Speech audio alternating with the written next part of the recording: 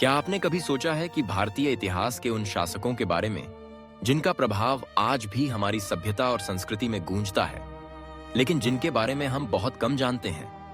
833 ईस्वी में जब उत्तर भारत छोटे छोटे राज्यों में बंटा था, एक राजा ने अपने साहस, रणनीति और न्यायप्रियता से पूरे क्षेत्र को एक सूत्र में पिरो दिया। राजा मिहिर भोज।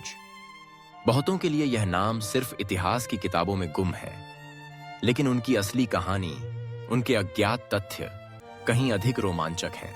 मिहिर भोज प्रतिहार वंश के सबसे शक्तिशाली सम्राट माने जाते हैं। उनका साम्राज्य हिमालय की तलहटी से लेकर दक्षिण में नर्मदा नदी तक और पश्चिम में सिंध से लेकर पूर्व में बंगाल तक फैला हुआ था।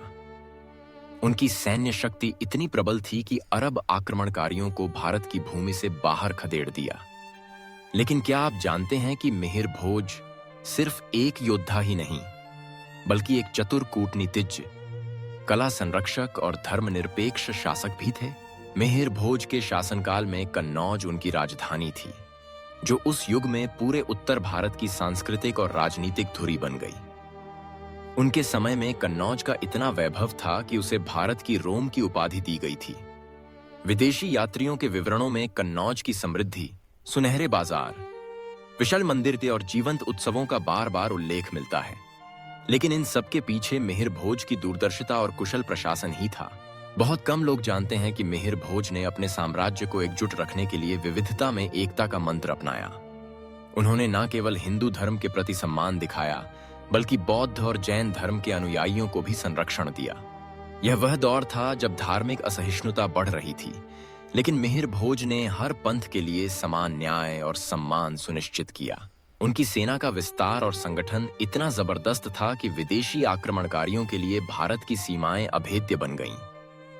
अरब इतिहासकार अल मसूदी ने भी लिखा कि प्रतिहार शासक की सेना में 8 लाख घुड़सवार थे। यह आंकड़ा उस समय के लिए चौंकाने वाला था। मिहिर भोज ने न केवल युद्ध के मैदान में, बल्कि बुद्धि और राजनयिक संबंधों की बिसात पर भी दुश्मनों को मात दी। उन्होंने राष्ट्र को आर्थिक, सांस्कृतिक और सैन्य दृष्टि से इतना मजबूत किया कि आने वाली सदियों तक प्रतिहार साम्राज्य का नाम गूंजता रहा। मिहिर भोज ने जल संरक्षण के लिए कई झीलों और तालाबों का निर्माण कराया, जिनमें से कई आज भी उत्तर भारत के गांवों और कस्बों में देखे जा सकते हैं। उनके शासन में व्यापार और कृषि को भी जबरदस्त बढ़ावा मिला। भारत, चीन और मध्य एशिया के साथ व्यापारिक संबंधों को मिहिर भोज ने नई ऊंचाइयों पर पहुंचाया। यही कारण था कि उनके काल में भारत दुनिया की सबसे बड़ी अर्थव्यवस्थाओं में शुमार हुआ। अगर बात करें उनकी विरासत की, तो आज भी ग्वालियर, कन्नौज और राजस्थान में उनके नाम के सिक्के, मंदिर और स्मारक मौजूद हैं। लेकिन इन सबसे बड़ा स्मारक है वह विचारधारा, जिसने भारत को एकजुट रखने का रास्ता दिखाया।